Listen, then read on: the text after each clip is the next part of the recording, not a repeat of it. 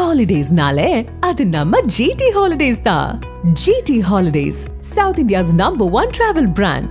You know you are special when you're with GT Holidays. தமிழகம் எங்கும் கிளைகள் கொண்ட Annamal institute of hotel management and hospital management படிப்பில் சேர்வதற்கான admission நடைபெறுகிறது. அது எப்படிங்க தமிழக அரசியல் தெரியாது, தமிழக மாவட்டங்கள் பற்றி தெரியாது, தமிழக மாவட்டங்களில் ஒவ்வொரு மாவட்டத்தில் என்ன பிரச்சனைன்னு தெரியாது, தமிழக அரசியல் பற்றியும் தெரியாது. இது எதுவுமே தெரியாமல் நான் முதலமைச்சராக வருவேன்னா நீங்கள் யோசிச்சு பாருங்க. எம்ஜிஆர் ஆனவனா எம்ஜிஆரை கூப்பிட்டுக்கிறாங்க. இப்படி எந்த வித தகுதியும் இல்லாமல் சினிமாவில் எம்ஜிஆர் நடித்தார், நானும் சினிமாவில் நடித்தேன். எம்ஜிஆரும் கதாநாயகன் நடித்தார், நானும் கதாநாயகன் நடித்தேன். இது ஒன்று தான் எம்ஜிஆரோட ஒப்பிட முடியும். வேறு ஏதாவது இருக்கா? இப்போ சினிமா கவர்ச்சி ஒன்று வச்சுக்கிட்டு மட்டுமே ஜெயிக்கலாம்னா கமல் ஜெயிச்சிருக்கு, ரஜினி தைரியமாக கட்சி ஆரம்பிச்சிருக்கு, விஜயகாந்த் ஆட்சியை பிடிச்சிருக்கு. இது எல்லாமே ஒரு சின்ன புஷ். அதுக்கு பிறகு தான் உங்கள் அரசியல் என்னன்றது. ஓகே சார், நீங்கள் வந்து விஜய் அண்டர் எஸ்டிமேட் பண்ணுறீங்க சார். விஜயை நான் அண்டர் எஸ்டிமேட் பண்ணுறேன்னா விஜய் ஆட்சி எப்படி பார்த்து சொல்லுவீங்களா? சார் ஆட்சி எப்படி இந்த எலெக்ஷனில் பிடிக்க முடியாது சார். அப்புறம் எங்கே அண்டர் எஸ்டிமேட்? வர்ற தேர்தலில் 4 முனை போட்டியாக வரும்போது விஜய் பெரிய அளவில் ஒரு 10% 15% வாக்குகளை பிரிக்கிறார் அப்படின்னு வச்சுக்கிட்டா, அதில் சீமானுடைய பெரும்பாலான வாக்குகளும் பிரியுதுன்னு வச்சுக்கிட்டு உங்களுடைய வாக்கு சதவீதத்தை ஒரு நடிகர் கட்சி ஆரம்பித்து காலி பண்ணிவிட்டு போயிடுறாரு. நாளைக்கு அவர் அப்படியே 15% நம்பாமல் அதுக்குரிய மரியாதையை கொடுக்காம அடுத்து 2031 அது வரைக்கும் நான் என்ன பண்ணுறது அப்படின்னு நடிக்க போயிட்டாரு வச்சுக்கோங்க. நாம் தமிழர் கட்சியை காலை பிடிச்சி இழுத்து விடுற வேலையை விஜயும் பண்ண போகுது. சின்ன டாக்டர் விஜய் கூட கூட்டணி வச்சிருவாரு. ஏன்னா 2 பேருமே வீடு பனையூரில் தான் இருக்கு, நினைச்சா கூட சந்திச்சுக்கலாம். உதயநிதி ஸ்டாலின் வீடு கூட பனையூரில் தான் இருக்கு, சீமான் வீடும் பனையூரில் தான் இருக்கு. 4 பேரை சேர்ந்து கூட்டணி வச்சுக்குவோம். அதாவது என்னன்னா, கூட்டணி கட்சியே இல்லாமல் தனியாக நிற்கிற தாவேக்கா நீங்கள் யாரை வேணால் கேளுங்க, உங்களுக்கு கூட அந்த கருத்து இருக்கும். சார் அதிக வாக்கு சதவீதம் வருவார் சார், ஆட்சி எப்படி பாருன்னா சொல்லுவீங்க? வாய்ப்பு இல்லை சார். வாய்ப்பு இல்லைல்ல. அப்போ வாய்ப்பே இல்லாத கட்சியில் அன்புமணி ராமதாஸ் சேர்ந்துட்டு அவரும் தன்னுடைய எதிர்காலத்துக்கு எடுத்துக்குவாரா? காங்கிரஸ்குள்ளும் இஸ்லாமியர்களுக்கான பிரதிநிதித்துவத்தை அதிகப்படுத்துறதுக்கான ஒர்க்கை நான் பண்ணுறேன் அப்படின்னு பேசி கலைஞ்சிருக்காங்க. இது நடக்கலைன்னா என்ன செய்யலாம் அப்படின்றதும் ஒரு டாக் போயிருக்கு. விஜயா? ஆமா, விஜய் தான். வேற என்ன ரெடியா இருக்காங்க. அந்த கூட்டமைப்பினர் கூடிய விரைவில் விஜயும் சந்திக்க இருக்கிறாங்க. அப்போ அந்த நீங்க இஸ்லாமிய வாக்குகள்ன்றது இஸ்லாமிய பிரதிநிதித்துவம் இல்லைன்னா நாங்கள் இந்த சைடும் போக தயார்னு விஜய் கூப்பிட்டு சந்திச்சிட்டாருன்னு வச்சுக்கோங்க. ஒருவேளை உங்களுக்கு அந்த இது மாறும்ல. ஆதன் நேயர்களுக்கு அன்பு வணக்கம். இன்று நம்மோடு மூத்த பத்திரிகையாளர் திருமிகு அப்துல் முத்தலீஃப் வந்துள்ளார். வணக்கம் சார். வணக்கம். பல்வேறு டெவலப்மெண்ட்ஸ் வந்திருக்கு சார். நான் வந்து சீமான் கிட்ட இருந்து ஆரம்பிக்கணும்னு நினைக்கிறேன். சமீபத்தில் மூக்காமுத்து அவர்களுடைய மறைவு, அதன் காரணமாக ஸ்டண்ட் ஆஃப் ரோடுக்கு போய் முதல்வர் வீட்டுக்கு போயிட்டு அந்த துக்கம் விசாரித்த நிகழ்வுகளை எல்லாம் பார்த்தோம். அந்த ஒரு சந்திப்பு, அந்த ஒரு போட்டோ, இதை பற்றி சாட்டை துரைமுருகன் ஒரு இன்டர்வியூவும் கொடுத்துருக்காரு. நாங்கள் அரசியல் பேசவே இல்லை, துக்கம் விசாரிக்க தான் போனவங்களுக்கு ஒரு மிகப்பெரிய ஒரு நீண்ட விளக்கத்தை சாட்டை துரைமுருகன் அவர்கள் கொடுத்துருக்காரு. ஏன்னா அவர் கூட போயிருந்தாரு. ஸோ இந்த ஒரு போட்டோ, இந்த ஒரு வீடியோ ஆதாரமாக வச்சுக்கிட்டு திமுக விஜய்க்கு எதிராக வந்து சீமானை வந்து களமிறக்கி விட்டுருக்காங்க அப்படிங்கிற மாதிரி ஒரு நரேட்டிவை செட் பண்ணி ஒரு ட்ரெண்ட் ஒன்று போயிட்டு இருக்கு. ஒரு மேடை, ஒரு ப்ரெஸ் மீட்ல வந்து சீமானை மிக காட்டமாக விமர்சிச்சிருக்காரு. எங்களுக்கும் விஜய்க்கும் தான் போட்டிங்கிற மாதிரியே இந்த எக்ஸ்ட்ரீம்க்கு வந்து சீமானும் போயிருக்காரு. சார், டிஎம்கே அசைன்மெண்ட்டை வந்து சீமானு கொடுத்துருக்காங்களா என்ன? அதாவது இந்த சந்திப்புக்கு பிறகு நடந்த ஒரு ஆர்ப்பாட்டத்தில், ஒரு பொதுக்கூட்டத்தில் அவர் பேசுகிறார், கடுமையாக விமர்சிக்கிறார். நேற்று வந்தவங்களாம் இது பண்ணுறாங்க, எதிரியை வெட்ட போகும்போது குறுக்க வந்தால் சித்தப்பா பையன் பெரியப்பா பையன் உள்ளே வந்து இனி அதையும் பார்க்க மாட்டோம் அப்படின்ற மாதிரிலாம் பேசியிருக்காரு. கொள்கை தெளிவு இல்லை, எதுவுமே இல்லை அப்படின்ற மாதிரிலாம். இதை வச்சோன்னா விஜயை விமர்சிக்கிறாரு அப்படின்னு திமுகட்ட காசு வாங்கிட்டு விஜய் விமர்சிக்கிறான்னு கூட சில பேர்லாம் எழுதுறாங்க. ஆனால் நீங்கள் பார்த்தீங்கன்னா அவர் அந்த பேசுறதுடைய முன்னாடி அந்த பார்ட்டு பார்த்தீங்கன்னா கலைஞர் உண்ணாவிரதம் இருந்த அந்த இது கடுமையாக கண்டிப்பார். உண்ணாவிரத போர் நின்றோன்றது, அப்போ வந்து இந்தியா நினச்சா போரை நிறுத்தலாம் அப்படின்றத நீங்கள் வந்து சொல்கிறீங்கன்னா, இப்போ போருக்கு பின்னாடி யார் இருந்தா, இன அழிப்புக்கு பின்னாடி யார் இருந்தாலும் கடுமையாக கோபமாக பேசுகிறார். அது பேசிட்டு வரும்பொழுது தான் அடுத்து விஜய் அட்டாக் பண்ணுறாரு. இவர்களை வீழ்த்த நினைக்கும் போது இவர்கள் குறுக்க வராங்க. தொடர்ச்சியாக சீமான் வந்து திராவிட கட்சிகளுக்கு எதிராக ஒரு தமிழ் தேசியம் இந்த மாதிரி ஒரு இதை கொண்டு போகும்பொழுது, அந்த அரசியலை கையில் எடுக்கும் பொழுது நீங்கள் திடீர்னு நடிகர்கள் கட்சி ஆரம்பித்து உள்ளே வரதுன்றது நடக்குது. அப்போ நடிகர்கள் வந்து என்ன பண்ணுறாங்க அப்படின்னு பார்த்தீங்கன்னா, கொஞ்ச நாள் தாக்கு பிடிக்கிறாங்க. இந்த காலகட்டத்தில் கமல் வந்ததுனால அந்த ஓட் பர்சன்டேஜ் பார்த்தீங்கன்னா அவருக்கு ஒரு 6%, கமலுக்கு ஒரு 4% ஸ்பிட் ஆச்சு. திராவிட கட்சிகளுக்கு எதிரான வாக்குகள் இப்படி ஸ்பிட் ஆச்சு. அதை விட்டுட்டார், சரி போய் தொலைதுன்னு. 2021 அதே மாதிரி 2.62 குறைஞ்சாரு கமல். இவர் கொஞ்சம் 6.7 கூடுனாரு சீமான். அதற்கு பிறகு 2024 வரும்போது கமல் போட்டியே இல்லை, ஒன்றும் இல்லாமல் போய் அவர்களுக்கு போய் ஆதரவு தெரிவித்தார். அந்த கேப்பில் சீமான் 8% வந்தார். ஆமாம். இந்த நேரத்தில் விஜய் கட்சி ஆரம்பிச்சிருக்காரு. இப்போ கமல் நான் சொன்னேன்ல, சேம் இதே தான் அவருக்கும் நடக்க போகுது. அவர் என்ன பெரிய இந்த கொள்கை இதெல்லாம் கிடையாது, அவர்களுக்கு முதலமைச்சர் ஆகணும்னு அவர் வந்தார். அது எப்படிங்க, தமிழக அரசியல் தெரியாது, தமிழக மாவட்டங்கள் பற்றி தெரியாது, தமிழக மாவட்டங்களில் ஒவ்வொரு மாவட்டத்தில் என்ன பிரச்சனைன்னு தெரியாது, தமிழக அரசியல் பற்றியும் தெரியாது. இது எதுவுமே தெரியாமல் நான் முதலமைச்சராக வருவேன்னா நீங்கள் யோசிச்சு பாருங்கள். எம்ஜிஆர் ஆனவனா எம்ஜிஆரை கூப்பிட்டுக்கிறாங்க. எம்ஜிஆருடைய நேற்று கூட எம்ஜிஆருடைய சில இதெல்லாம் படிச்சுட்டு இருந்தேன். எவ்வளோ டெப்த்தாக இருந்திருக்காரு அவர். ஒரு ப்ரெஸ் மீட்டுனா இப்போ கேமராமேன் வராங்கன்னா கேமரா என்ன கேமரா இது, இந்த கேமரா பற்றி சொல்லுவாராம். கேமராமேனே இதாகிடுவாங்க, இவ்வளோ டெக்னிக்கலாக இருக்காங்க. பத்திரிகையாளர்களுக்கு முடிஞ்சவொன்னே கிட்ட கூப்பிட்டு வச்சு வேறு சில கதைகள்லாம் பேசிகிட்டு இருப்பார், அரசியல் இதெல்லாம். கலைஞர் கூட எல்லா தலைவர்களையும் ட்ராவல் பண்ணியிருக்காரு, ஊர் ஊராக போய் பிரச்சாரம் பண்ணியிருக்காரு. 71 அவர் பிரச்சாரம் பண்ணும் பொழுது ஒரு இடத்துல பேசும்போது அடுத்தடுத்து கூட்டங்களாம், இருமுறாராம், கைக்குட்டியை வச்சுட்டு இருமிட்டு கை பின்னாடி கட்டிட்டு பேசுகிறாராம். பின்னாடி தேங்காய் சீனிவாசன் எழுதியிருக்காரு. பின்னாடி இருந்தது பார்த்து ரத்தம் இதுதான். உடனே சொன்னாலும் இல்லை இருக்கட்டும் பரவாயில்ல பார்த்துக்கலான்னு. அந்த மாதிரி தொண்டையில் புண்ணாகி ரத்தம் வர அளவுக்குலாம் பேசி ஜெயிக்க வச்ச கட்சி திமுக. கலைஞர் முதலமைச்சர் ஆகிறதுக்கு நெடுஞ்சலையும் தான் வர வேண்டியது. அதுக்கு எல்லாம் குழந்தைய கேட்டாலும் சொல்லும், நாளைக்கு பிறகுற குழந்தைய கேட்டாலும் சொல்லும் யாரால வந்தாருன்னு. அப்படிப்பட்ட எம்ஜிஆர் ஒரு கிங் மேக்கராக எல்லாம் இருந்த எம்ஜிஆர். இவங்க அவரோட போய் கம்பேர் பண்ணுறாங்க. இப்படி எந்த வித தகுதியும் இல்லாமல் சினிமாவில் எம்ஜிஆர் நடித்தார், நானும் சினிமாவில் நடித்தேன். எம்ஜிஆரும் கதாநாயகன் நடித்தார், நானும் கதாநாயகன் நடித்தேன். இது ஒன்று தான் எம்ஜிஆரோட ஒப்பிட முடியும், வேறு எதாவது இருக்கா? ஆனாலும் அதை வச்சுக்கிட்டு வர்றாங்க. நீங்கள் சொல்கிறீங்க அவருக்கு அரசியல் ஆலோசனை சொல்கிறதுக்கு ஆள் இருக்காங்க.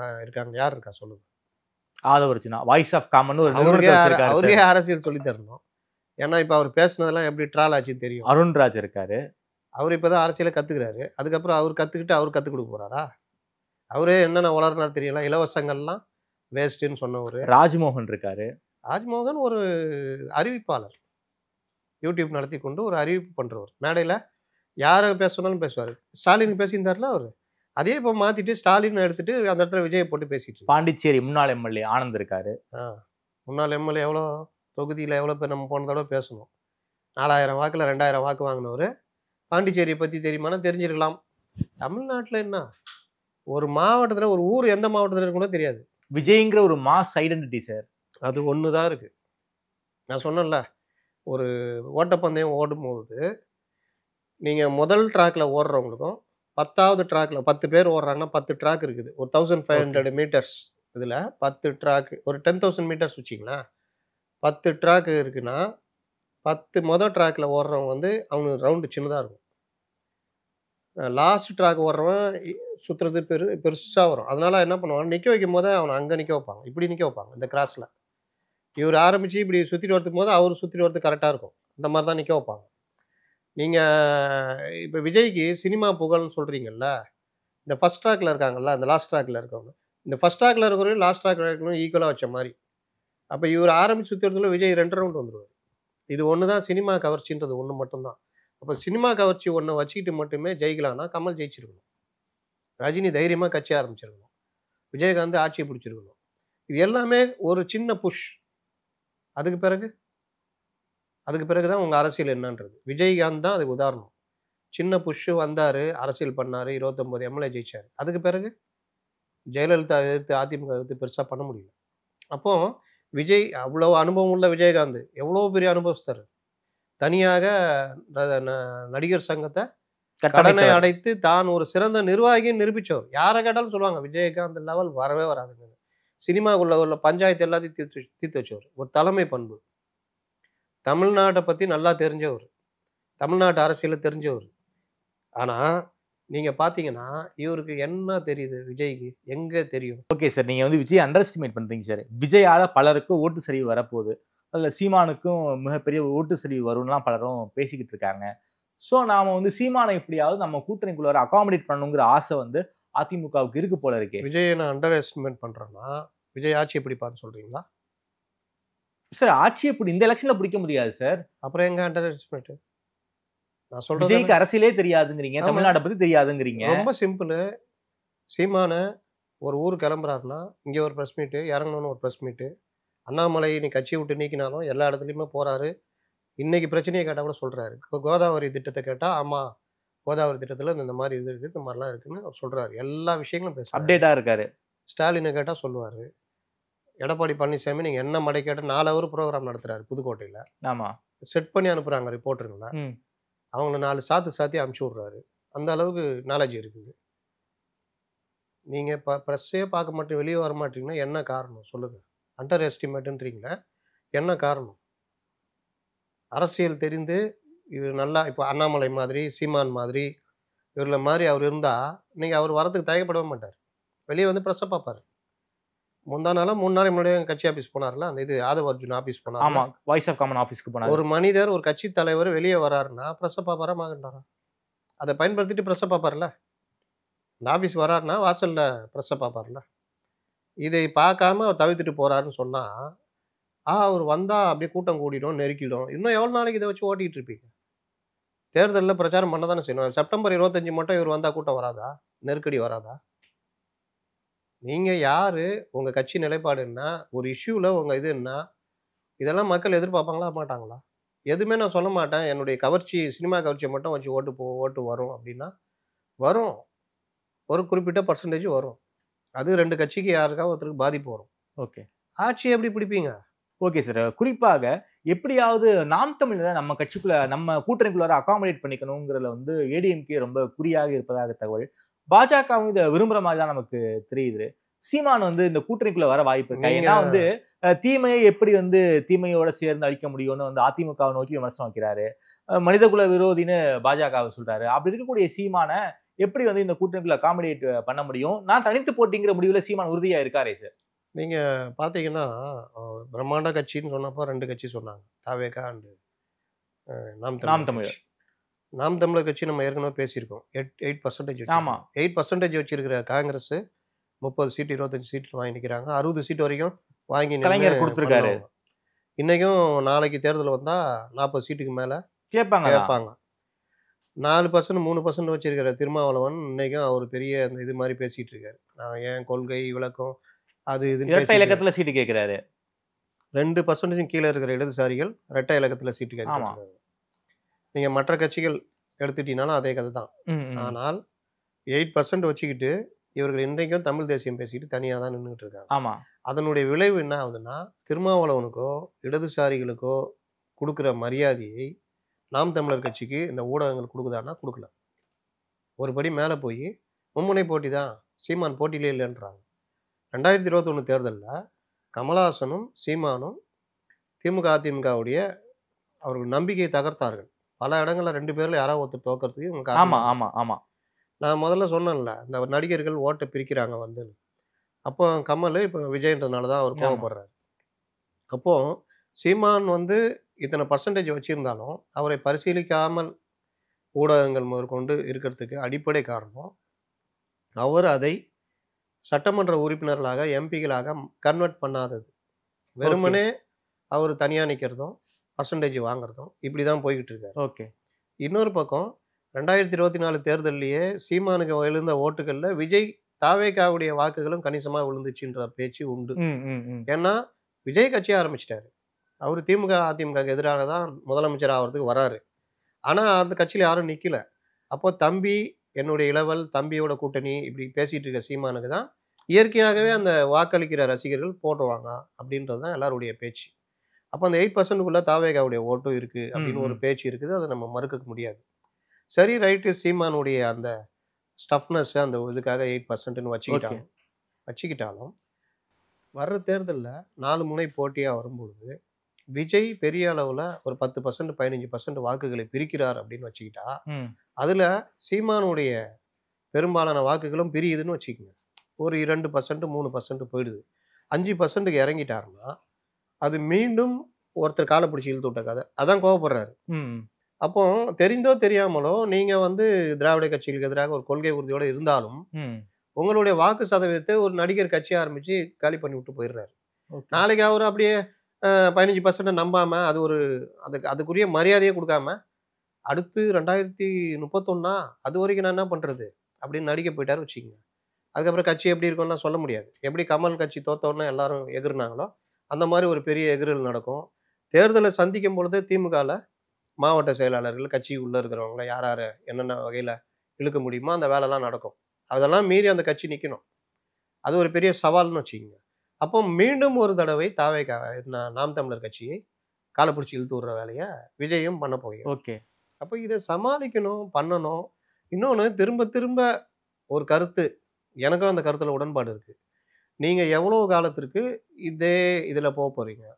2 திராவிட கட்சிகள் ப்ளஸ் இன அழிப்பு கட்சி, மதவாத கட்சின்னு அந்த கொள்கையிலே போய்கிட்டு இருந்தீங்கன்னா நீங்கள் எவ்வளோ நாளைக்கு தாக்கு பிடிக்க முடியும்னு சொல்கிறாரு. ஆமாம். ஆனால் நடைமுறை வந்து நீங்கள் உங்கள் கொள்கையை மேலும் வலுவாக்க, தமிழ் தேசிய கொள்கையை இன்னும் அடுத்த கட்டத்துக்கு எடுத்து செல்ல, உங்களிடம் ஒரு 20 எம்எல்ஏ ஒரு 4-3 எம்பி இருக்காங்கன்னா அதோடைய வேல்யூ வேற மாதிரி இருக்கும் சார். ஆனாலும் திமுக அதிமுக வேண்டாம்னு நினைக்கிறவங்க தான் வந்து சீமானுக்கு போட்டுக்கிட்டு இருக்காங்க. ஃபார் எக்ஸாம்பிள் அதிமுகவோட கூட்டணி வச்சு விஜயகாந்த் மாதிரி எம்பி எம்எல்ஏ கிடைச்சா விஜயகாந்துக்கு அதுக்கப்புறம் ஒரு மிகப்பெரிய சரிவு இல்லை, அதே மாதிரி சீமானுக்கு மிகப்பெரிய சரிவு வந்துருமோன்னு விஜயகாந்துக்கு மிகப்பெரிய சரிவு ஏற்பட்டதுக்கு காரணம் அவர் கூட இருந்த தேர்ந்தெடுக்கப்பட்ட ஆட்களுக்கு ஃபர்ஸ்ட் டைம் எம்எல்ஏஸ். அவங்களுக்கு இப்போ விஜய்க்கு என்ன பிரச்சனையை சந்திக்க போறாரோ அதே பிரச்சனை அவர்களுக்கு அன்னைக்கு நடந்தது. ஃபர்ஸ்ட் டைம் எம்எல்ஏஸ் அவர்களில் மன உறுதி இல்லாதவர்கள், விலை போனவர்கள்னு விஜயகாந்துக்கு ரொம்ப விசுவாசமாக இருந்தவங்கள விலை போனாங்க. ஆமாம். ரெண்டாவது விஜயகாந்துக்கு அந்த அரசியல் பண்ண தெரியல, கூட இருக்க பண்ருட்டி ராமச்சந்திரனுக்கும் நடத்த தெரியல.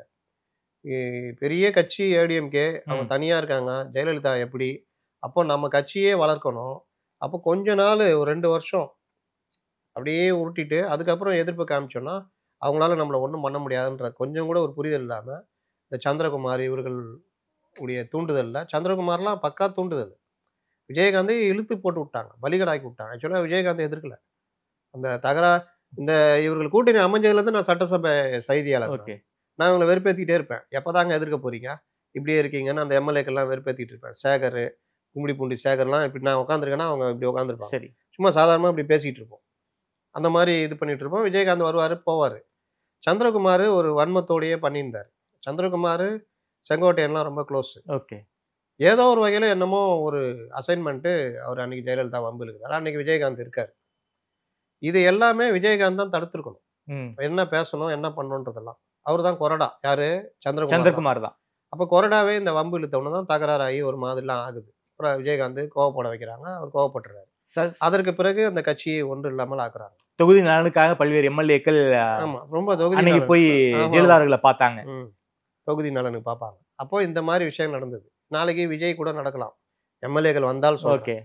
அப்போ இந்த மாதிரி விவகாரம் வந்து நடக்கும், நாம் தமிழர் கட்சிக்கு நடக்கும்னு சொல்லிட்டு எப்போ நடந்ததெல்லாம் வச்சுக்கலாம் நீங்கள் பேசிட்டு இருக்க முடியாது. நான் சொல்றேன், பாமக 2006ல் திமுகவோட கூட்டணி வச்சு பெரிய அளவில் எம்எல்ஏக்கள் ஜெயிச்சாங்க. ஆமா, பெரிய மரியாதை இருந்தது பாமகக்கு. அப்போ தமிழ் செல்ல ஆரம்பிச்சாங்க. அதுக்கு பிறகு அவர்கள் அந்த மரியாதை இன்னை வரைக்கும் அதை மெயின்டைன் பண்றாங்க. ஏதோ ஒரு வகையில் அன்னைக்கு ஜெயிச்சதுடையது அவங்க பர்சன்டேஜ் பார்த்தீங்கன்னா சீமானோட கம்மி தான். ஆமா. அப்போ நீங்க அந்த இதுக்கு தான் நான் வரணுன்றேன். நீங்க மத்தியிலேயே அவர்கள் அமைச்சராக உட்கார்ந்தாங்க, அவருடைய செயல்பட முடிஞ்சது, நல்ல ரயில்வே திட்டங்கள் கொண்டு வர முடிஞ்சது.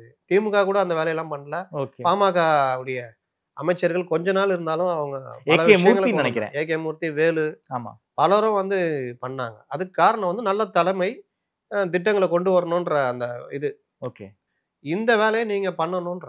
நீங்க ஒரு 20 எம்எல்ஏ 30 எம்எல்ஏ கேட்டு நிக்கிறீங்கன்னா தாராளமா இப்ப இருக்காரன்னு நீட்டி வரவேற்றுப்பாங்க. எடப்பாடி சீமான் அகாமடேட் பண்ண தயாரா சார்? நீங்க கேட்கலாம், என்னங்க அவங்க கொள்கை வந்து எப்படி ஒத்து போகும்? மார்க்சிஸ்ட் கட்சியும் காங்கிரஸும் கேரளால முட்டிட்டு இருக்காங்க. இப்ப கூட ராகுல் வந்து ஆர்எஸ்எஸ்ஸையும் மார்க்சிஸ்ட் கட்சியும் கம்பேர் பண்ணி சித்தாந்தங்களையும் நாங்க எதிர்க்க வேண்டிய கட்டாயத்துல இருக்கோன்ற சொல்ல இங்க சண்முகம் எல்லாம் எதிர்ப்பு தெரிவிச்சாங்க, பார்த்தோம். இதுதான் இவருக்கு நிலைமை. ஆனா அவர்களெல்லாம் அந்த கூட்டணிக்குள்ள என்ன சொல்றாங்க? இப்ப திருமாவளவனுக்கும் காங்கிரஸுக்கும் ஒத்து போகுமா? இன அழிப்பு கட்சி அதெல்லாம் இருக்குது. ஆனால் இன்னைக்கு அவர் 2019 அப்புறம் அவர் அங்கே 2014 வந்து சேர்ந்துட்டாரு, எல்லாம் போகுது.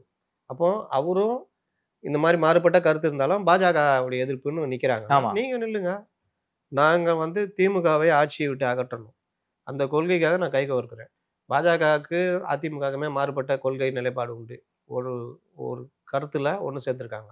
சேம் அதே தான் எனக்கு திராவிட கட்சிகள், இது என்னுடைய தமிழ் தேசியம், அது தனி, அது நீண்ட கால போராட்டம், குறுகிய கால போராட்டம், திமுக வீழ்த்தப்பட வேண்டும் அப்படின்னு சொல்லி உருட்டுறது தானே. இப்படி சொல்றது மூலியமாக நீங்கள் ஒரு 20-25 எம்எல்ஏ நிற்கிறீங்க, ஜெயிக்கிற கூட்டணியாக மாறி ஒரு 20 எம்எல்ஏ ஜெயிச்சிட்டிங்கன்னா உங்களுடைய தமிழ் தேசிய கொள்கைக்கு ஒரு பெரிய அளவில் வலு சேர்க்குமா இல்லையா? சார் சீமான ஊடக வெளிச்சம் நிச்சயமா பல விஷயங்கள்ல இல்ல சீமான அகாமடேட் பண்ண எடப்பாடி தயாரா? 2 பிரம்மாண்ட கட்சிகள் சொல்றாரு. அதுல ஒண்ணு நாம் தமிழர் கட்சி, ஒண்ணு தாவேகா. 2 பேருக்குமே அவங்க ரெடியா இருக்காங்க. இவங்க மட்டும் இல்ல, பாஜகவும் ரெடியா இருக்குது. சரி, அவர்களுக்கு தேவை வீழ்த்தணும், ஆட்சி இது பண்ணணும்னு. அதுக்கு எடப்பாடி ரெடியா இருக்காரு. Okay sir. இவர்கள் முடிவு எடுக்கணும், அவ்வளவுதான். சார் நம்ம சின்ன டாக்டர் தமிழ்நாடு முழுக்க வந்து ஒரு பயணம் போயிட்டு இருக்காரு. அதற்கு தடை கேட்டு வந்து டிஜிபி ஆபீஸ்க்கு பெரிய டாக்டர்லாம் போயிருக்காரு. குறிப்பாக சின்ன டாக்டர் விஜய் கூட கூட்டணி வச்சிருவாரு. ஏன்னா 2 பேருமே வீடு பனையூர்ல தான் இருக்கு, நினைச்சா கூட சந்திச்சுக்கலாம். உதயநிதி ஸ்டாலின் வீடு கூட பனையூர்ல தான் இருக்குது, சீமான் வீடும் பனையூர்ல தான் இருக்குது. 4 பேரை சேர்ந்து கூட்டணி வச்சுக்க வேண்டியது. அதாவது என்னன்னா, அன்புமணி ராமதாஸ் நடைப்பயணம்னு கிளம்பும் போதே சில அரசியல் அறிஞர்கள் சொன்னாங்க, பாருங்க என்ன மாதிரி ட்ரிக்கா ராம்தாஸ் அப்படியே டிஜிபிக்கு ஒரு லெட்டர் போட்டு பாருங்க பயணத்தையே தடுத்துட்டாரு, என்ன நாலேஜ் அவருக்கு அப்படின்னு. அப்போ நாங்களாம் சொல்லியிருந்தோம், டிஜிபி ஒன்றும் தேர்தல் ஆணையம் இது கிடையாது, அவர் வந்து கொடியை பயன்படுத்தக்கூடாதுலாம் சொல்ல முடியாது, போலீஸால சொல்ல முடியாது. ரெண்டாவது பயணத்துக்கும் தடை சொல்ல முடியாது. உங்கள் அப்பா அவர் சொல்கிறாங்க, சில பேர் கூப்பிட்டு கேட்பாங்களாம், உங்கள் அப்பா தான் தலைவர், நீ செயல் தலைவர், அதனால் அவர் சொல்கிறத கேளுன்னு அன்புமன்ட்ட சொல்லுவாங்க. போலீஸ் இதுவா வேலை? இது சிவில் மேட்ரு மாதிரி. ஓகே, போலீஸ் எங்கே தலையிடனா, ஒரு கட்சி அலுவலகம் இருக்குது, அதை வந்து 2 தரப்பும் வந்து எங்களுது தான் சொந்தம் கொண்டாட வர்றாங்கன்னா அங்கே ஒரு சட்டம் ஒழுங்கு பிரச்சனை வரும். ஆமாம், அப்போ போலீஸ் வந்து தலையிட்டு சீல் பண்ணிட்டு, இது யாருக்கு சொந்தம், நீங்கள் எங்கே போய் சம்மந்தப்பட்ட இதில் முடிவு போட்டு பார்த்துக்கோ, நீ ஒன்று தேர்தல் ஆணையம் போய் இல்லை கோர்ட்டுக்கு போய் எங்கேயா போயிட்டு முடிவு பண்ணிட்டு வா, நான் உனக்கு சாவியை தரேன். ஜார்ஜ் ஜெயில நடந்ததா இல்லையா? இபிஎஸ் ஓபிஎஸ் நடந்ததா? சமீபத்தில் நடந்தது இல்ல. இதுதான் போலீஸ் பண்ணும். நீ வந்து ஓபிஎஸ் கட்சி கொடியும் வேஷ்டியும் பயன்படுத்திட்டாருல, ஆமா, எங்க போய் தடை வாங்கினாங்க? கோர்ட்ல போய் தடை வாங்கினாங்க. இது கூட தெரியாம டிஜிபி சொல்லிட்டுவாரு, டிஜிபி வந்து கொடியை பயன்படுத்தக்கூடாது சொல்லுவாருன்னா எவ்வளோ ஒரு அறியாமையில் இருக்காங்க தெரியுதா? இது டிஜிபி நாள் அவர் ஒரு சர்க்குலர் அனுப்புறாரு, அந்தந்த டிஸ்ட்ரிக்ட் எஸ்பிஸ் அந்த இருக்க சூழ்நிலையை பொறுத்து என்னென்ன பாதுகாப்புன்னு. இப்போ இவர் காஞ்சிபுரத்தில் போகிறதுக்கும் சென்னையில் பேரணி போகிறதுக்கும் தென் மாவட்டங்களில் போகிறதுக்கும் கடலூர் விழுப்புரம் அரியலூர் அந்த ஊர் போகிறதுக்கும் வித்தியாசம் இருக்குது. அங்கே திடீர்னு மோதல் கூட வரும், கொஞ்சம் பெரிய ஐயாவுடைய தீவிரவாதிகள் மாதிரி ஆகும். ஆனால் பெரும்பாலும் 90% கட்சி விட்டு தான் இருக்குது அன்புமணிட்ட. சரி, ஒருவேளை வருதுன்னா அந்த மாவட்ட எஸ்பி அதுக்கு ஏற்றாறு போல போலீஸ் கொஞ்சம் அதிகமாக வைப்பாங்க. இந்த சர்க்குலரை அப்படியே திசை திருப்பி நம்ம நல்லா கூட பண்டிகை தான் தெரியுமே, 10 பேர் இப்படி ஓடினா ஓடுறது, ஏன் ஓடுறான்னு கேட்க மாட்டான். மறுபடியும் இப்படி 10 பேர் ஓடினா அவங்க கூட சேர்ந்து ஓடுறது, மறுபடியும் இப்படி ஓடினா அப்படி ஓடுறது. நம்ம ஊடகங்கள் இன்னைக்கு அப்படி தானே இருக்காங்க. அப்போ இது வந்து பாருங்க தடை அப்படி இப்படின்னு. அப்புறம் டிஜிபியே தலையிட்டு, ஏன்பா நான் தடைலாம் சொல்லலை, அவர்களை எங்கேயா பிரச்சனை வராமல் இருக்குது ஒழுங்குபடுத்த நான் என் சர்க்குலரு அதுக்கே நோக்கம் கற்பிக்கிறீங்கன்ட்டாங்க. முடிஞ்சிச்சா? இன்னைக்கு அவர் போறாரு. இப்போ அடுத்த உருட்டு, இது எல்லாம் எங்கேருந்து உருட்டு வருதுன்றது நமக்கு தெரியும். என்ன உருட்டு? தாவேகாவுடன் பாமக அன்புமணி ராமதாஸ் கூட்டணி வைக்கிறார். ஆட்சியில் துணை முதல்வர், ஆட்சிக்கு வந்தால் தானே துணை முதல்வர், இல்லை ஏதாவது காலேஜ் கட்டி விஜய் முதல்வர் இவர் துணை முதல்வரா? நீங்கள் 2016 தான் கடைசியாக ஒரு தனி கட்சி ஆட்சியை பிடித்ததா நிரூபிக்கப்பட்டது. திமுக எந்த காலத்திலும் தனித்து ஆட்சிக்கு வந்ததே கிடையாது. அண்ணா காலத்துல இருந்து 67லயே சுதந்திர கட்சியோட கூட்டணி வச்சு ஜெயிச்சுட்டு கழட்டி விட்டவங்க தான் இவங்க. அதனால இவர்களுக்கு எந்த காலத்திலையும் கூட்டணி கட்சின்னு கிடையாது. இந்த நிலைமையில கூட்டணி கட்சியே இல்லாம தனியா நிக்கிற தாவேகா, நீங்க யாரை வேணா கேளுங்க, உங்களுக்கு கூட அந்த கருத்து இருக்கும். சார் அதிக வாக்கு சதவீதம் வருவார் சார், ஆட்சி இப்படி பாரா என்ன சொல்லுவீங்க? ஆட்சி இப்படி பாரா, நான் தான் அண்டர் எஸ்டிமேட் பண்றேன், நீங்க சொல்லுங்க. வாய்ப்பு இல்லை சார், வாய்ப்பு இல்லைல்ல.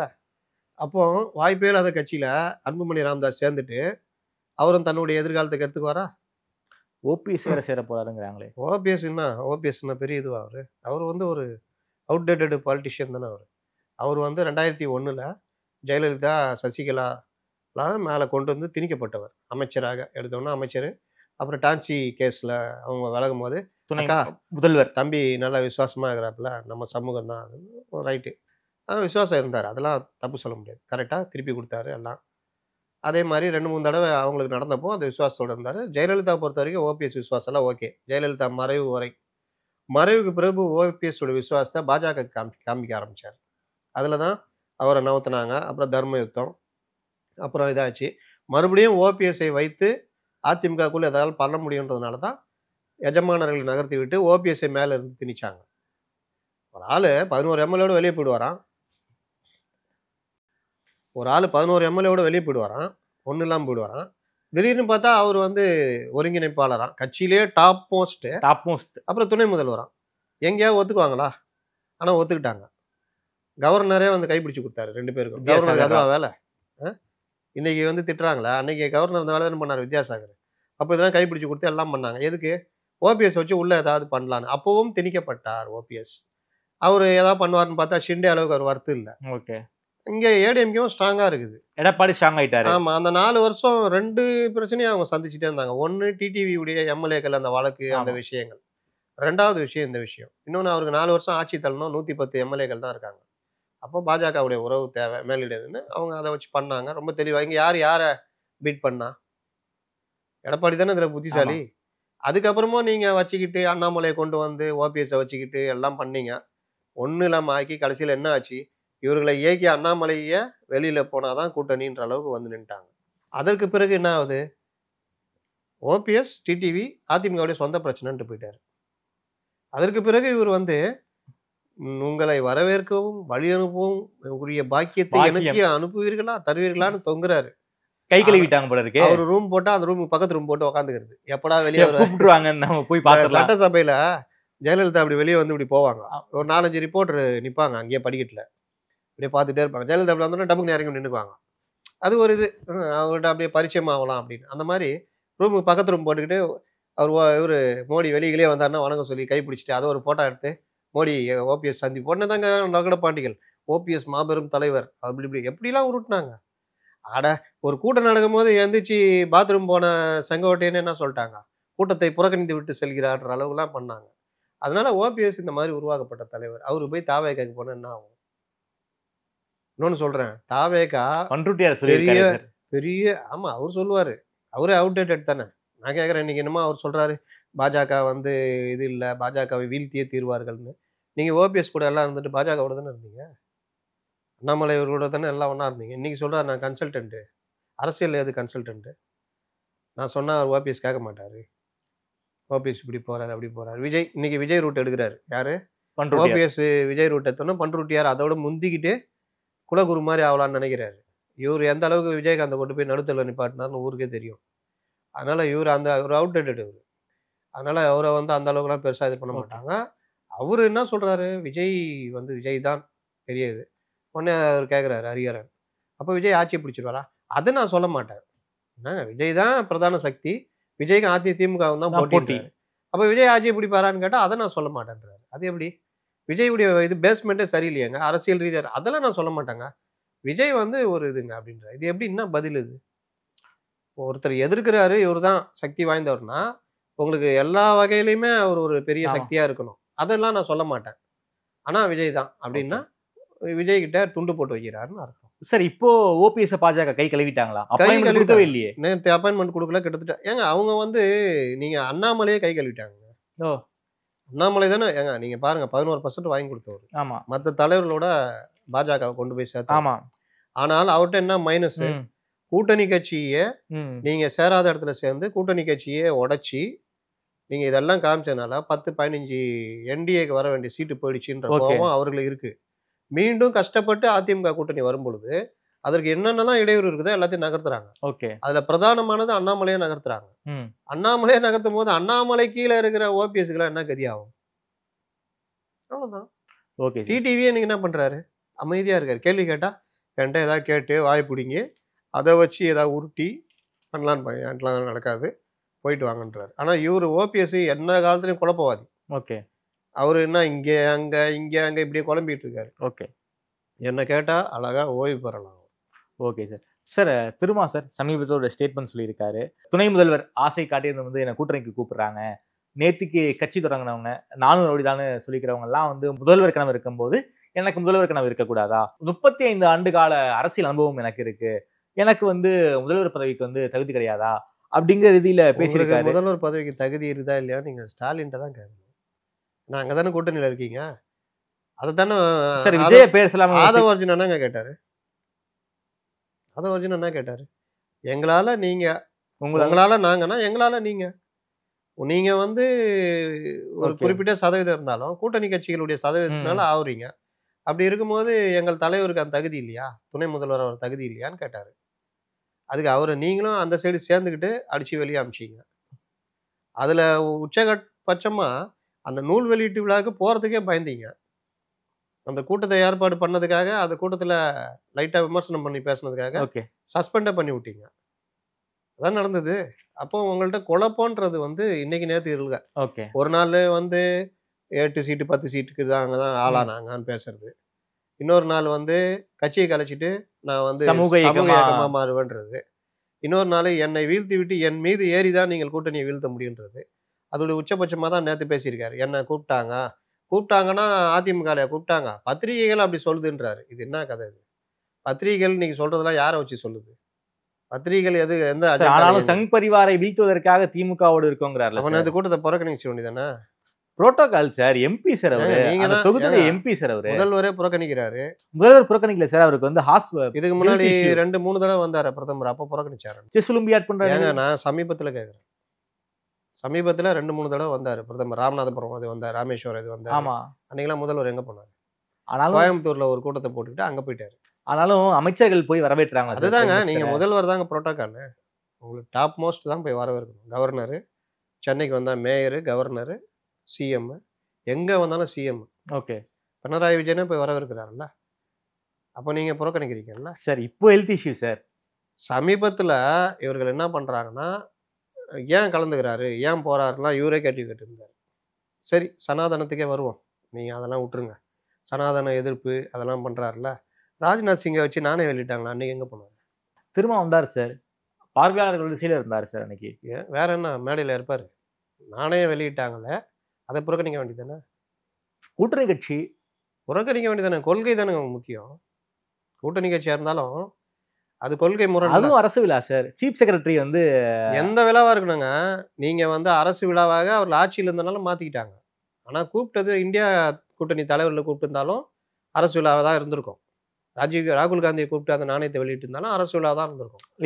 என்ன மரியாதை? இந்திய கூட்டணி தலைவர்கள் எதிர்கட்சி வரிசையில் இருக்காங்க, அவங்க கூட்டணி தலைவர் அவங்க தலைவருக்கான நாணயத்தை அவர் வெளியிடுறாங்கன்றது. அது நாணயம் வெளியிடலான்ற ரொம்ப சாதாரண விஷயம். ஒரு ஆர்பிஐ வந்து ஒரு நாணயத்தை வெளியிடுது, அவ்வளோதான், கையில் கொடுக்குறோம். நீங்கள் அதை அறிவாலயத்தில் வச்சும் வெளியிட்டுக்கலாம், மவுண்ட் ரோட்டில் வச்சும் வெளியிட்டுக்கலாம், அன்பகத்தில் வச்சும் வெளியிட்டுக்கலாம். நீங்கள் ஆட்சியில் இருக்கிறதுனால தென்னிந்தியாவிற்கே பெருமை நல்லா உருட்டிங்கன்னு நீங்கள் வெளியிட்டீங்க. அதில் எதுக்கு ராஜ்நாத் சிங்கை கூப்பிட்டீங்க? அதில் கூப்பிட்டதுக்கப்போ இவங்க எல்லாம் போய் உக்காந்தாங்களா இல்லையா? அது கொள்கை முறைனா இல்லையா?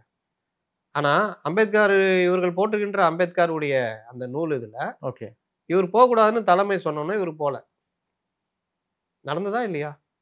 இந்த மாதிரி குழப்பத்துடைய உச்சம் தான் இவர் பாஜக. என்ன சொல்றீங்க? பாஜக சங் பரிவார் தமிழ்நாட்டில் கால் ஊன்றி விடக்கூடாது என்பதற்காக தான் திமுக கூட்டணியில நாங்க இருக்கோங்கிறாரு. 2001 ஜெயலலிதா அவர் கொண்டு கூப்பிட்டாங்க, மூவ் பண்ணாரு. 96 காங்கிரஸ் விட்டு ஏன் வெளியே வந்தாரு? தேசிய தலைமை வந்து அதிமுகவோட கூட்டணிக்கு போனாங்க, அதனால வந்து கூட்டணி ஊழல் கட்சி, இந்த ஊழலுடைய உறைவிடமா இருக்குது, அவங்களோடய மறுபடியும் கூட்டணி வச்சுருந்தா உடச்சிட்டு வந்தார். ஆமா, 2001 ஜெயலலிதா கூட போனார். ஆமா. அப்போ மூப்பனாரை கேட்டப்ப என்ன சொன்னாங்க? திமுக போக சொல்றீங்களா? 98 கழட்டி விட்டு போயிட்டாங்கல்ல, 99 பாஜக கூட்டணிக்கு போயிட்டாங்க.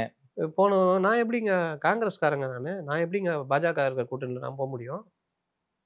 இங்கே திமுக வீழ்த்தணுங்க, இது ஸ்டேட் எலெக்ஷன், அசம்பிளி எலெக்ஷன். பாஜகவோட சேர்ந்து வர திமுக வீழ்த்தணும், அதற்காக நான் வந்து ஜெயலலிதா கூட கை கொடுக்குறேன்னு சொன்னார். நீங்கள் என்ன பண்ணீங்க? பாஜக கூட்டணியில் இருக்கிற திமுகவோட தானே போனீங்க. அன்றைக்கி எங்கே போச்சு உங்கள் சனாதன எதிர்ப்பு இதெல்லாம்? சரி, இன்றைக்கும் திமுக வந்து 2004 தான் மீண்டும் காங்கிரஸ் கூட கூட்டணி சேர்றாங்க. 82க்கு அப்புறம் அந்த இதெல்லாம் ராஜீவ்காந்தி படுகொலை அதிலெல்லாம் பெரிய குற்றச்சாட்டு வச்சாங்கல்ல. 91 பெரிய இழப்பை சந்திச்சார் கலைஞர். அப்படிப்பட்ட காங்கிரஸ் கூட 2004 மறுபடியும் 2004 தானே நம்ம கூட்டணி வைக்கிறோம்.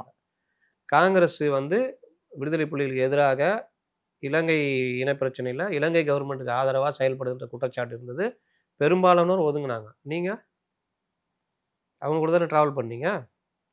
2009 தேர்தலில் யார் மதிமுக விலகுச்சு, இவங்களோட இருக்கக்கூடாது, இன அழிப்பு கட்சி அப்படின்னு விலகுனாங்க. 2009 மதிமுக அங்கே தான் இருந்தாங்க. 2004 யாரும் சேரல. ஆனால் 2004 2009 அப்புறமா நீங்கள் தொடர்ந்தீங்கல்ல, அந்த கூட்டணியில் தொடர்ந்தீங்கல்ல, அப்போ எங்கே போச்சு உங்களுடைய கொள்கை? இது மாதிரி அதை தான் சொல்ல வர்றேன். ஒவ்வொரு காலகட்டத்தில் அவரவர்கள் ஏதோ ஒரு தவறுதல் நடக்கும்.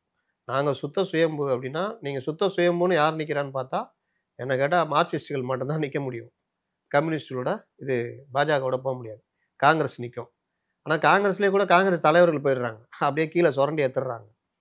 பார்க்குறோம்ல பல மாவட்டம். இன்னைக்கு இருக்கிற பெரிய இது பாஜகவுக்கு பெரிய பலமே காங்கிரஸ் தலைவர்கள் தான் அங்கே போயிருக்காங்க. அப்போ கம்யூனிஸ்ட் கட்சி ஒன்று தான் எனக்கு தெரிஞ்சு பாஜகவோட கூட்டணி இல்லாமல் எதிர்பார்க்கிறது. மற்றதெல்லாம் பார்த்தீங்கன்னா பெரும்பாலும் இப்படி அப்படி இருந்தவர்கள் தான். இதில் என்ன பெரிய இது? சீமானுக்கும் நம்ம சொல்லுவது அதுதான்.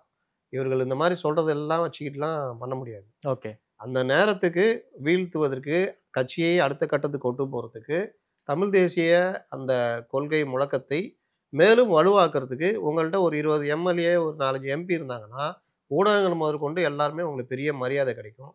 அதன் மூலிமா கட்சியை விரிவுபடுத்தலாம். கட்சியினா உங்கள் தமிழ் தேசிய கொள்கையை விரிவுபடுத்தலாம், அடுத்தடுத்த கட்டத்துக்கு நகரலாம். கட்சி கொள்கையை விரிவுபடுத்துவது, தமிழ் தேசிய கொள்கையை விரிவுபடுத்துவது என்பது திராவிட இதுடைய சித்தாந்தத்தை வீழ்த்துவது தான் அப்படின்னாலும், உங்கள் கொள்கையை நீங்கள் சொல்லிக்கிட்டே நீங்கள் நகர்ந்து போய்கிட்டே இருக்கலாம். ஓகே. ஆனால் அந்த மாற்றத்தை நோக்கி நகர்றாங்களா இல்லையான்னு தெரியாது. நகர்வது தான் சரியாக இருக்குன்றது என்னுடைய இது. ஏன்னா இப்போ அவர் இந்த இதில் கொஞ்சம் சிக்கலை சந்திக்கிறதுக்கும் வாய்ப்பு இருக்குது அப்படின்னு நினைக்கிறேன். அதனால் இப்போ இவர் திருமாவளவன் தான் அவங்களுக்கு உதாரணம்.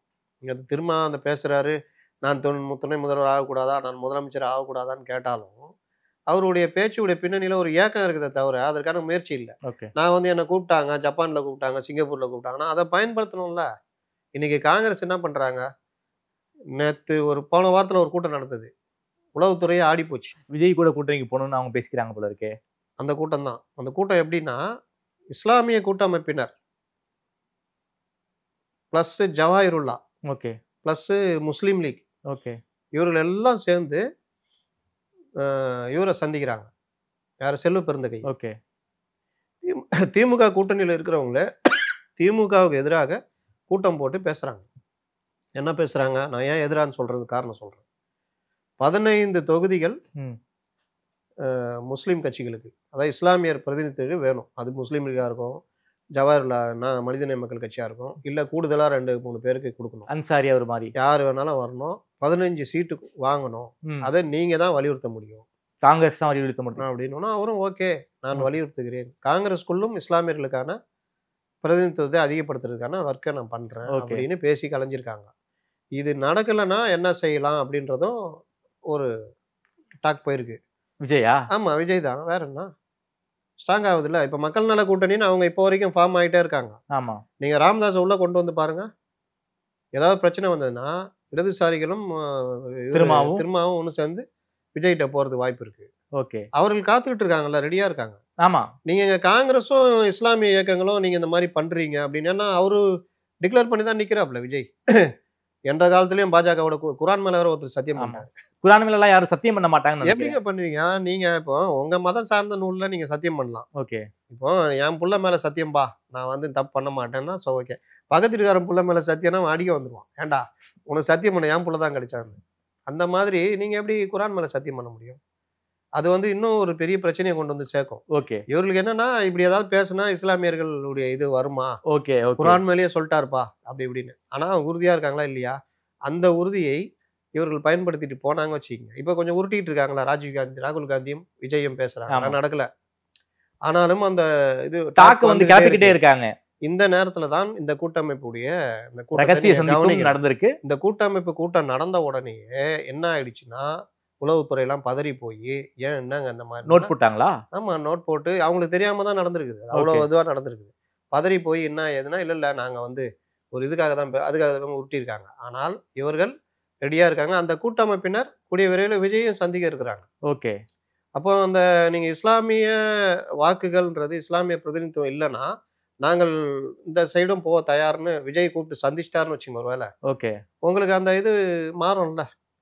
அந்த விஷயத்தையும் நோக்கம் நகர்ந்துட்டு இருக்குது. ஓகே பேச்சுவார்த்தைகள் போய்கிட்டு இருக்கு. Okay sir. இது வந்து அதனால ஒரு பெரிய பிரேக்கிங் உடைச்சிருக்கீங்க. பிரேக்கிங் கிட்டத்தட்ட திமுக வந்து எவ்வளவு லேசியா இருக்காங்க, எதிர் சைடே பார்த்துட்டு இருக்காங்களே தவிர உள்ளுக்குள்ள கரையான் அரிக்கிறது அவங்களுக்கு தெரியல. ஓகே ஓகே இன்னொரு பக்கம் இன்னைக்கும் சிபிஎம் சிபிஐ வந்து அவர்களுக்குள்ள என்ன ஒரு அஜெண்டா, டபுள் டிஜிட் இல்லைன்னா நம்ம வேற முடிவு எடுப்போம். ஓகே தோக்குறமா ஜெயங்க சிபிஎம்லாம் கவலைப்பட மாட்டாங்க ஒரு காலத்துல. தோக்குறேன் ஜெயிக்கிறேன் போயா, நான் எங்களுக்கு இதுதான் முக்கியம்னு போய் நின்றுவாங்க. ஓகே இப்பதான் ஒரு 7-8 வருஷமா அந்த பாலகிருஷ்ணன் இந்த மாதிரி ஆட்கள் பண்ணது. இதே மறுபடியும் சிபிஎம் வேற முடிவு எடுத்தா என்ன பண்ணுவீங்க? தோக்குறமா ஜெயிக்கிறமா, நீனா எனக்கு 6 தருது, விஜய்கிட்ட போறேன் 15 தொகுதி போ நிக்கிறேன் என்ன போ அப்படின்னு போயிட்டு என்ன பண்ணுவீங்க? ஓகே. திமுக கூட்டணிக்குள்ளேயும் பல்வேறு சிக்கல்கள் இருக்கு. என்ன பிரச்சனைனா இவர்கள் என்ன நடந்தாலும் அங்க கை காமிக்கிறது. திடீர்னு இப்போ பாருங்க, இன்னைக்கும் ஒரு மூத்த பத்திரிகையாளர் பேசுறாரு. அமித்ஷா வந்து கூட்டணி ஆட்சி தான் சொல்லிட்டாரு, இவர் எடப்பாடி தான் இல்லைன்னு சொல்லிட்டு இருக்காரு. அமித்ஷா எந்த காலத்துல கூட்டணி ஆட்சி சொன்னாருன்னு தெரியல. எல்லாருமே இந்த மாஸ் மென்டாலிட்டி ஒண்ணு இருக்கு. நான் சொன்னேன்ல 10 பேர் ஓடினா கூட சேர்ந்து ஓடுறது, இந்த சைடு ஓடினா ஓடுறது. எப்ப பேசினார் அமித்ஷா, என்ன பேசினாருன்னு பார்க்க மாட்டாங்க. கூட்டணிக்கு விசிகாவையும் சிபிஎம்மையும் கூப்பிட்டாரு எடப்பாடின்றது. என்னன்னு கேட்டா சிவப்பு கமலை வச்சு கூப்பிட்டு எப்பங்க கூப்பிட்டாருன்னா அது பதில் இருக்காது. அவர் என்ன பேசினாருன்னு பார்த்தா, எங்க கூட்டணி நாங்க இப்படி மதிச்சோம், அவங்க வந்து இந்த மாதிரி கேவலமா நடத்துறாங்களா அவங்கள அப்படின்னு சொன்னதை திருச்சி விட்டா அதையும் நம்புறாங்க. சண்முகம் என்ன சொல்றாரு, நாங்க வரமாட்டோம் உங்களை நிராகரிக்கிறோன்றாரு. முத்தரசும் சொல்றாரு. அப்போனா இவர்கள் வந்து அதை நுணுக்கமா பாக்குறது இல்லை. ஓகே. இந்த ஏற்பாடு எல்லார்ட்டையுமே இருக்குது. வெளியே இந்த சைடு மட்டுமே பார்த்துட்டு இருக்கிறாங்க. இந்த சைடு வந்து பத்திரிகையில் கேட்காது. கேட்டா என்ன ஆகும்? இப்போ எடப்பாடிட்ட போய் நீங்க என்ன ஸ்டாலின் அவன் இவன் பேசுறீங்கன்னு ஒருத்தர் கேட்கிறாரு ரிப்போர்ட்டர். ஸ்டாலின் போய் நீங்க என்ன கவர்னர் அவன் இவன் பேசுனா கேட்க முடியுமா? சாதாரண கேள்வியே கொஞ்சம் மாத்தி கேட்க முடியுமா? இங்க தெரியுது அந்த வித்தியாசம், ஊடகங்கள் எப்படி செயல்படுத்தப்படுகிறதுன்னு. சேம் அதனாலதான் இங்க என்ன நடந்தாலும் வெளியில நீங்க அந்த கூட்டத்தை எவ்வளவு பெரிய மேட்டர் ஆயிருக்கணும். இந்த கூட்டம் முஸ்லிம் கூட்டமைப்பும் ஒரு கூட்டணிக்குள்ளேயே 2 பேர் தனியா சந்திச்சு பேசிக்கிறாங்கன்னா அது எவ்வளவு பெரிய பிரச்சனையா இருக்கணும். ஆகலல்ல. ஊடகங்கள் இன்னைக்கு அப்படிதான் இருக்கும். ஆனா அது வந்து நிஜம். அந்த நிஜம் என்னைக்காவது சுடும். Okay sir. அதான் சொல்றது. Okay sir. ரொம்ப நன்றி சார். தமிழ்நாடு சந்தர்பான பல்வேறு கேள்விகளுக்கு ரொம்ப விரிவாக பதில் சொல்லியிருக்கீங்க. குறிப்பாக திமுக கூட்டணிக்குள்ள ஒரு மிகப்பெரிய வந்து ஒரு அதிர்வலைகள் உருவாகி இருக்கு. இஸ்லாமிய கட்சி கூட்டமைப்பு அதே போல காங்கிரஸும் ஒரு மிகப்பெரிய ஒரு பிளான் பண்ணிக்கிட்டு இருக்காங்கன்னு ஒரு மிகப்பெரிய பிரேக்கிங் நீங்க உடைச்சிருக்கீங்க. பார்க்கலாம் சார், வருங்காலத்தை எதை நோக்கி போகிறத பார்க்கலாம் சார். நேரில் வந்து எனக்கு கொடுத்து பேசிய நன்றி முத்துலிப் சார். நன்றி.